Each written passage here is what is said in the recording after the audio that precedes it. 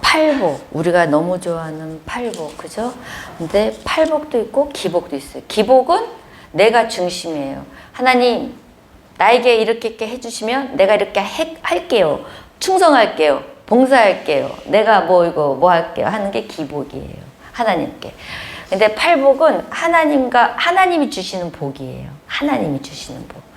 그리고 우리가 이제 예수님이 지금 이렇게 말씀하신 그 팔복에 대해서 그때 당시에 그 시대적으로 말씀하신 그거와 시대 변천이 많잖아요, 지금. 그리고 어떤 민족이나 그 전쟁을 치르고 어려움을 당하고 그러면 사람들의 그 생각이 바뀌어요. 가치관도 바뀌고. 우리도 일제압제를 통해서 또 전쟁을 치르면서 우리나라 사람들의 이 관이 많이 바뀐다는 거예요. 사람은 그렇게 어려움을 당할 때 이런 가치관이 바뀌는데 이스라엘 백성도 마찬가지거든요, 지금.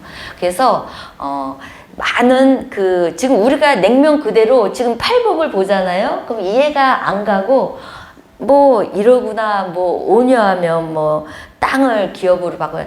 이렇게 우리가 알고 있는 대로만 하면 예수님의 그 마음을 말씀하신 것을 못 들여다본다는 얘기죠. 그 깊이를. 그래서 이거를 팔복만 지금 1절부터 10절까지만 3년을 설교하신 목사님이 있더라고요. 3년을. 근데 그거를 제가 여기서 20분 만에 끝내야 되잖아요. 그죠? 그럼 제가 말이 얼마나 빨라야 되겠어요? 그러니까 여러분들은 귀를 쫑긋하고 빨리빨리 알아들으셔야 돼요. 알았죠? 자, 우리 1절 예수께서 무리를 보시고 산에 올라가 앉으시니 예수께서 무리를 보시고 산에 올라갔다고 표현해요. 근데 사실은 이 산 좀 비춰줘 보세요. 예수님이 그때 말씀하신 데가 여기에요. 산이에요? 평지인데 약간 언덕이 있잖아요. 예수님이 팔복을 말씀하신 그 장소예요, 지금 이게. 근데 여기가 평지예요. 근데 왜 마태는 이렇게 표현을 했나? 산에 갔나? 그러면 전도사님한테 하면 되지.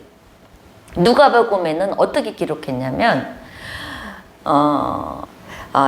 27절도 보이고 7장 1절을 보면 예수께서 모든 말씀 백성에 들려주시기를 마친 후에 가버나움으로 들어가셨다 하니까 누가복음은 똑같이 평지로 얘기를 맞게 썼어요.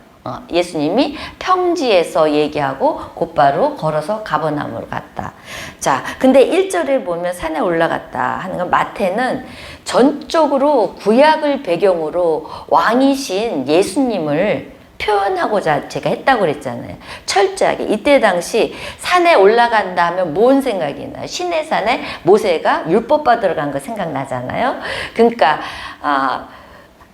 예수님이 산에 올라가서 그리고 앉았다고 그랬잖아요. 앉았다는 거는 보좌의 의미예요. 그때 랍비들은요, 이렇게 설교할 때 서서 하는 게 아니라 앉고, 이렇게, 그러니까 앉아서 이렇게 강론을 하고 해요. 다 듣고 그러는. 그것을 연상하면서 예수님을 이렇게 보좌에 앉는 왕이신 그 예수님으로 표현해요. 그래서 이렇게 산에 올라갔다, 율법을 받으러 갔다는 그 의미로 자기네가 이제 예수님. 왜냐하면 지금 400년, 500년이 지난 지금에 하나님 말씀이 하나도 없었거든요. 한 번도 하나님이 우리 인간에게 말씀하신 적이 한 번도 없어요.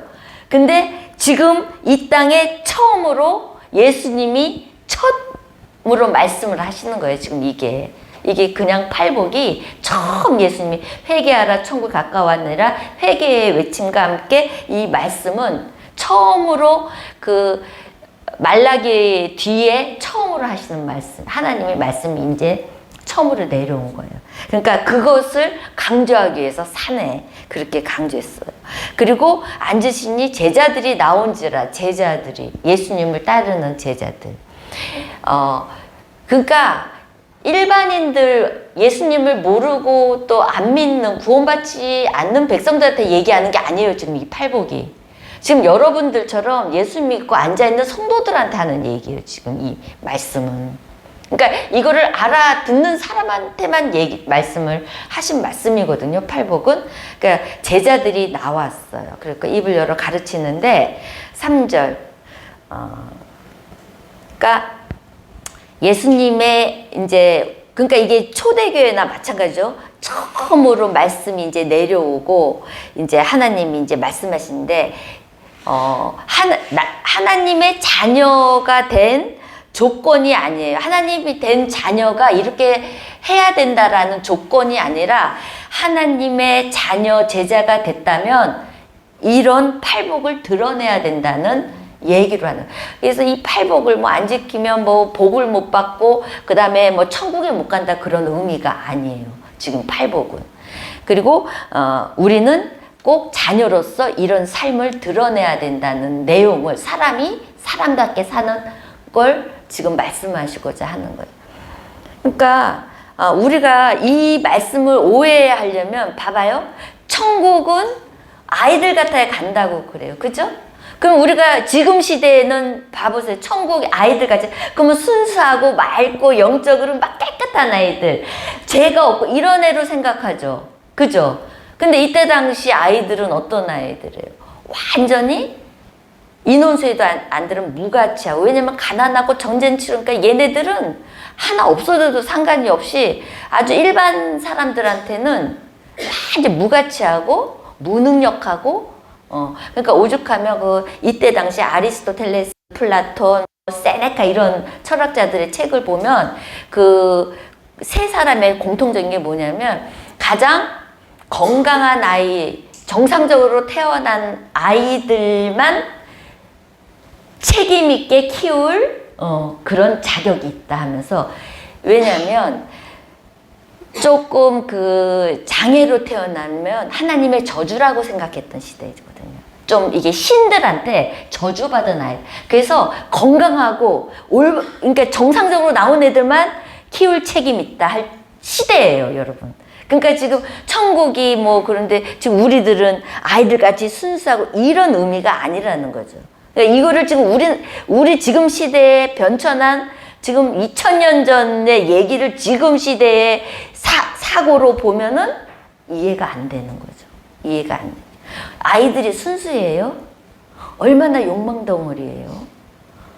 자기 것도 아닌데 아주 저거 꼭 갖고 싶은 장난감은 무조건 뺏어서 가져야 되고, 안 가지면 울고불고 난리치고, 그죠? 요즘 우리 아이들은 그렇잖아요.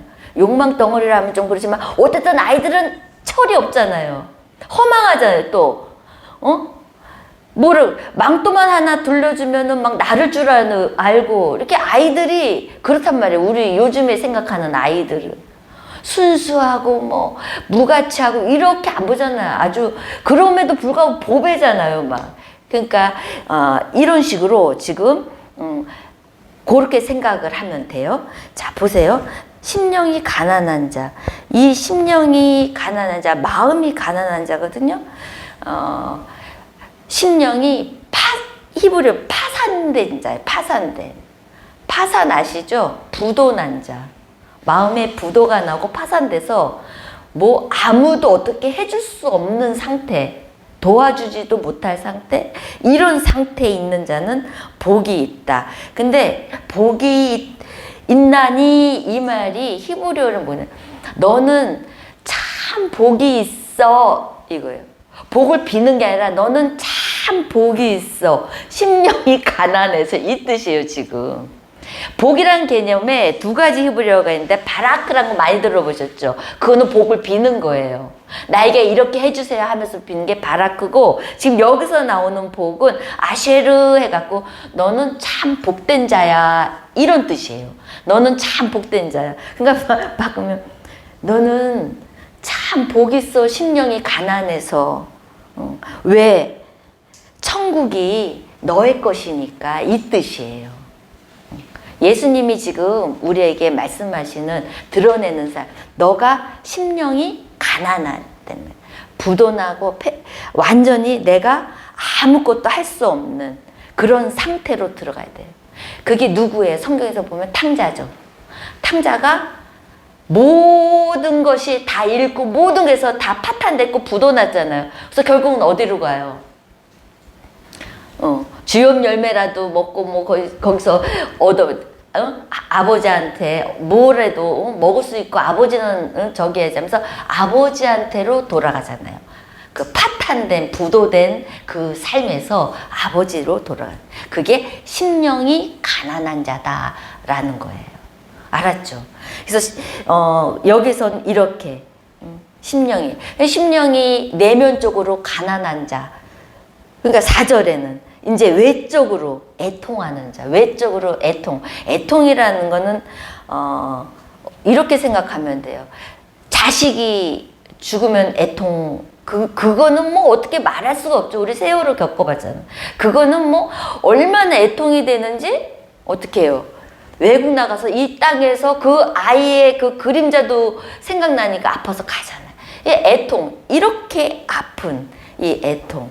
그러니까 근데 가짜 애통도 있어요. 성경에서 말하는 애통은 이런 애통이라. 왜 이런 거죠. 자기 절망. 이게 이제 유사한 성경의 이제 다른 그런 애통인데, 자기 절망하는 누가 있어요 성경에? 자기 절망에 빠진 가룟 유다 있죠. 뒤늦게 후회 갖고 눈물을 흘리고, 하지만 그건 회개가 아니죠. 자기 절망에서 나오는 거. 이런 것들을 우리는 속으면 안 된다. 또 위선의 눈물이 있어. 누가 있어요 성경에? 위선의 눈물.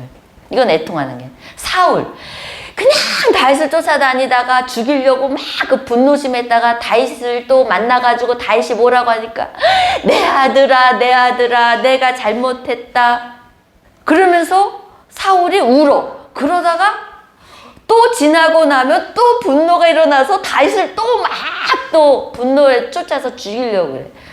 그건 계속 그거는 애통하는 모습이 아니죠. 그거는 위선의 눈물을. 우리도 기도할 때 위선의 눈물이 있잖아요. 왜? 또 억지의 눈물이 있어요.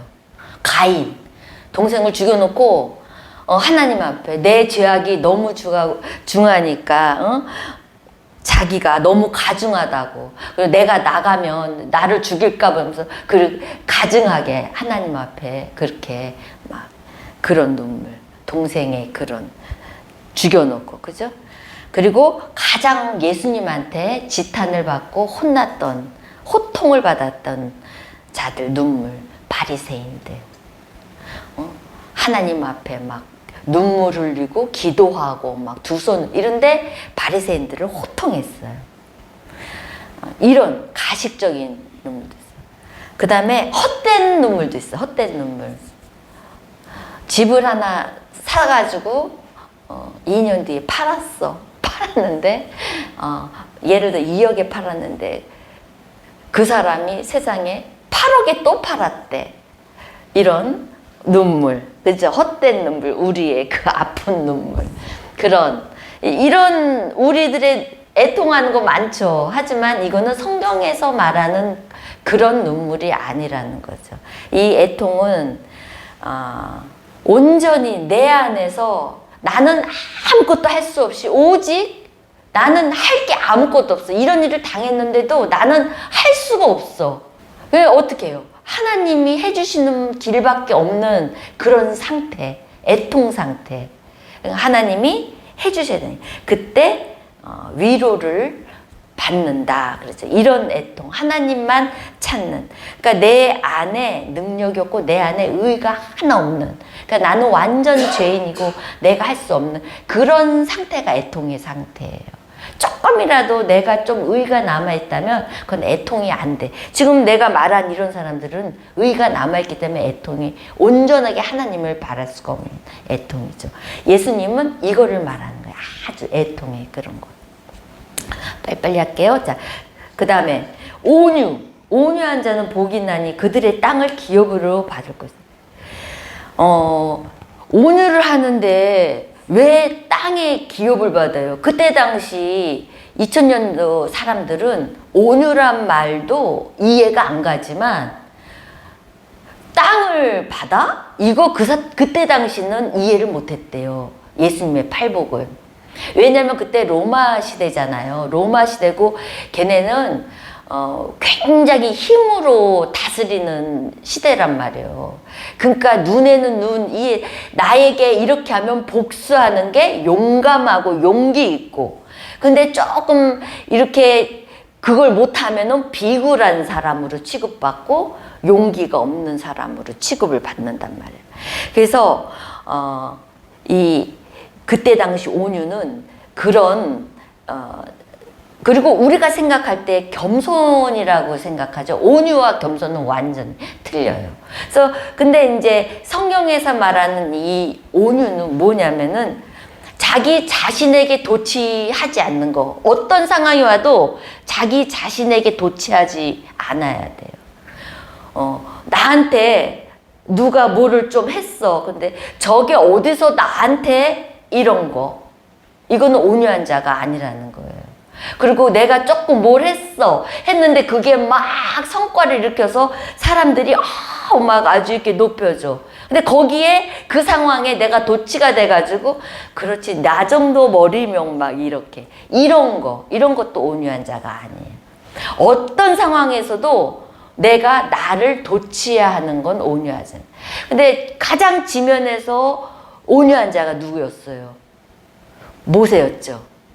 모세는 그 성격이 한성질 한 사람이잖아요. 그러니까 나한테 딱 봤더니 내 상황에서 지금 딱 봤는데 우리 민족을 저니까 그냥 칼로 딱 죽여. 그거는 온유한 자가 아니었거든. 그래서 광야로 가서 하나님한테 훈련을 받아. 야생마처럼 훈련을 받아서 하나님이 길들여. 드디어 길들였을 적에 하나님 쓰시죠. 그러면서 하나님이 온유한 자를. 어때? 자기가 구스여인을 취했다고 미디안이랑 아론이 막 이러잖아요.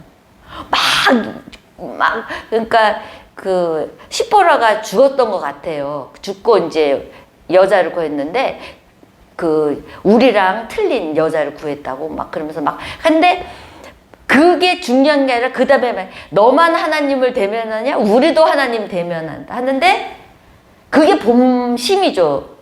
미디안과 아론은. 근데 거기서 아무 말도 안 하고 가만히 있어요. 어떤 상황에서도 아무 말 안 해. 하나님이 해주시기를 기다리는 거예요. 하나님이.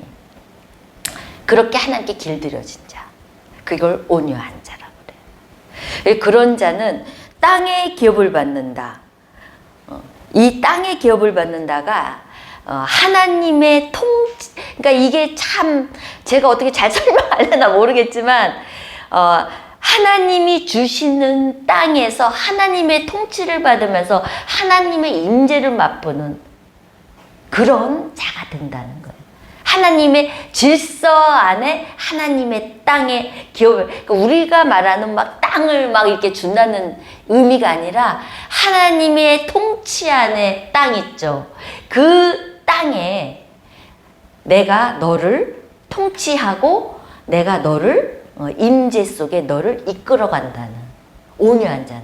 그러니까 하나님만 바라보는 거죠. 온유한 자는 하나님께 길들여져야 되죠. 그러면 하나님의 통치를 받고 그런 사람은 기도하는 대로 하나님이 싹 다 풀어주잖아요. 하나님께 길들여줬어. 그 온유한 자는 이 성경에서 예수님이 말씀하신 게 이거예요. 나한테 니네가 하나님 말씀 붙들고 가야 하고 또 너네 의지대로 하는 게 아니라 어떤 상황에서도 나한테 길들여져서 나의 통치권 안에 땅의 기업을 받을 수 있다. 하나님의 임재를 맛볼 수 있다. 그 뜻이에요. 지금 이 말씀. 자, 그 다음에 이거는 다 하나님과 나와의 관계예요. 7절 또 긍휼이 이거는 이웃들 내가 대인 관계들 이런 얘기 자, 긍휼히 여기는 자는 복이 있나니 긍휼히 여김을 받. 이것도 2000년 전에 그 사람들은 그런 거를 긍휼이 뭐야? 그런 시대예요. 긍휼이 뭐야? 온유에 대해서 37장 9절 한번 성경 보고 가야 더 여러분들이 예수님이 구약의 말씀을 갖고 다 말씀을 하셔요. 진실로 악을 행하는 자는 끊어질 것이나 여호와를 소망하는 자들은 땅을 차지한다. 이게 온유음이에요. 그러나 온유한 자들을 땅에 차지하며 풍성한 화평으로 즐거워하리라. 이렇게 하나님의 길들여주고 하나님만 소망하는 자들은 땅을 차지한다고. 하나님의 임재 속에 그 땅에 들어간다는 거죠. 에덴 동산이죠. 또 말을 더 큐티가 들어가다 보면. 자, 그럼 긍휼히 여기는 자 7절. 긍휼히 여긴 자는 오직 뭐라 그럴까, 저가 그랬죠. 오직 건강한 애만 이렇게 키울 수 있는 그러니까 인간에 대한 그런 아주 그때 당시는 그런 사랑이나 그 자애나 인자나 이런 것들이 없었어요. 없으니까 너네가 그렇게 긍휼을 받으려면 긍휼을 베풀고, 근데 이 사람들이 이때 당시는 이해를 못했다는 거죠. 보복의 그런 정치 시대였기 때문에. 근데 우리는 지금 여기서 풀 수 있는 거는 우리가 용서함 받은 자로서 우리가 용서해야 된다는 거. 그리고 긍휼은 항상 우리가 어렵고 힘들고 이런 자들, 이웃을 사랑하는 그런 예수님의 마음이 담겨져 있지 않는가 하는 생각을 해봅니다. 그래서 이성적이나 사회적으로는 지금 이런 말씀이 전혀 이해가 안 가고, 그때 당시 유대인들도 지금 한 400년, 500년의 텀이 있었잖아요. 그러니까 유대인들한테 하는 말이거든요, 지금 이게. 유대인들한테 알아듣게끔 구약의 말씀으로 이렇게 하는데도 이제 반은 듣고 반은 알아듣지 못하는 그런 삶에 있죠. 그리고 8절, 마음이 청결한 자는 복이 있나니 그들이 하나님을 볼 것이요. 이거는 마음이 청결해야 된다. 우상, 두 마음을 갖지 않고 하나님만 바라보는 마음. 그래야 너희들이 하나님을 볼 것이요. 그 안에 다른 것을 사랑하면 하나님을 볼 수가 없다는 거죠. 청결해야 된다. 그런 뜻을 이제 내포하고 있죠. 그 다음에 9절. 화평하게 하는 자는 복이 있나니 그들이 하나님의 아들이라 일컬음을 받을 것이요. 하나님의 아들이라 일컬음을 받는다는 것을 보면 우리는 예수님의 간에, 예수님이 하나님과 우리 사이에 화평을 이루어 주셨잖아요. 예수님이 아니면 우리가 하나님 앞에 나와서 기도를 어떻게 해요? 그죠? 그러니까 화평 이룬 듯이 내가 그렇게 하듯이 너네도 예수의 길을 가야 되는 거예요. 나의 길을 따라와야 된다는 거예요. 그래야 너네가 하나님의 아들이라 일컬음을 받는다 이거예요. 그러니까 이 구절의 말씀은 예수님 그리스도를 따라가는 길이에요. 그러니까 이걸 이해했겠어요, 그때 당시. 그리고 10절, 의를 위하여 박해를 받는 자는 복이 있나니 그들이 천국이 그들 것이다. 이 10절과 6절에는 의에, 이 동그라미를 치세요. 의에 줄이고 목마른 자는 복이 있어. 이거 뺐나? 내가? 배부를 것이요. 하나님을 의에, 6절에 전적으로 하나님의 의는요, 예수 그리스도를 말하는 거예요. 이세 다윗의 뿌리에서 한 의가 나온다는 구약의 말씀 있죠. 그러니까 이 의에 주면 예수님의 목마른 거예요. 그리스도의 구원에 목말라야 된다는 거예요. 그러면 배부를 것이다. 채워진다는 거예요. 배부를 것이요. 그러면 너는 만족하게 될 거라는 거예요. 응? 의의 줄이 항상 예수님을 목말라 하는 거. 우리가 그럴 때 너는 채워짐의 역사가 있을 것이다. 그래서 우리가 매일 우리는 저기 성경 보고 큐티하고 하잖아요. 이게 말씀에 목마르는 거예요. 목마르. 이 말씀이랑 10절 말씀 있어요. 의에, 그리고 이거는 이제 그리스도를 목말라 하는 건데 10절 의를 위하여 박해받는, 이거는 삶이죠. 예수님을 목말라 하면서 예수님의 길을 가라고 했죠. 그러니까 이거는 길을 가는 거예요. 그래서 예수님의 길을 가다 보면 박해를 받겠죠. 그죠? 박해를 받고 욕먹고 그런 자들은 천국이 그들의 것이니까. 예수 그리스도를 위하여 목말라하고 예수님을 따라가는 길, 그런 자들은 너네 천국이 너희들 것이야. 이렇게 예수님이 우리가 이런 삶을 드러내라고 하시는 거예요, 지금. 이 팔복이. 여러분. 근데 이 팔복의 지금 시간이 없으니까 저는데 이게 또다시 한 단계 더 깊게 들어가서 예수님의 그 적용의 말씀은 다음에 기회 되면 할게요, 일단. 근데 이 내용은 아셔야 되잖아요. 히브리어로. 그 내용이라는 거. 그리고 이제 11절부터 16절 이 말씀은 사명 얘기예요, 사명. 사명 얘기. 우리가 이 사명을 이루고 있느냐 하는 거예요. 지금 세상의 소금이고 세상의 빛이고 너는 사람들 앞에 빛을 비춰라. 복을 받았는데 지금 이렇게 하나님이 막 채워도 주시고 위로도 주시고 막 배부를 채워주심도 있고 또 막 하나님의 임재예요. 하나님을 볼 것이라는 거는 하나님의 임재를 얘기해요. 내 삶에 하나님의 임재가 있고 막 이런데 너네들이 사명을 저버리면 안 된다는 거예요. 요나가 그랬죠. 요나가 자기 생각으로 사명을 저버렸죠. 왜? 나는 저기 가서 전하고 싶지 않아. 하나님 그것도 대단한 거. 아주 요나는 대단해요. 보면 아우 나 사명 우리랑 똑같을 수도 있어. 아우 저 시간 없어서 못해. 똑같은 거예요. 요나랑. 그렇게 복을 받았는데 하나님이 하라는 사명을 어떻게 해요? 자기 생각에 그건 아닌 것 같아. 저것들이 복 받으면 안 될 것 같아. 그래갖고 안 가. 똑같은 거예요. 우리도 복을 받았는데 뭐 좀 주님이 하라는 사명은 그거는 조금 내가 못해요. 올해는. 이거는 안 돼요. 이런 거. 제자들도 마찬가지죠. 예수님이 막 기적도 보여주고 채워짐도 주고 다 했는데도 어떻게 해요? 전 사명은 뒷전으로 하고 내가 누가 큰 자가 되냐 작은 자가 되냐 저 나라 가서는 그럼 누가 뭐 예수님의 옆자리고 뭐 막 자기네가 어떤 자리에 앉느냐에 왜냐면 예수님이 막 기도할 때도 베드로랑 야고보만 데리고 막 편애하는 거 갖고 하니까 막 불안한 거죠. 이거 하나님 나라가 도래했을 적에 예수님이 막 왕으로 막 저기 할 때 우리는 뭐가 될까? 그러니까 거기에 초점이 맞춰졌다는 거예요. 그러니까 예수님이 십자가 질 때 어떻게 해요? 다 도망가는 거죠. 사명에 대한 인식이 없었어요. 제자들이.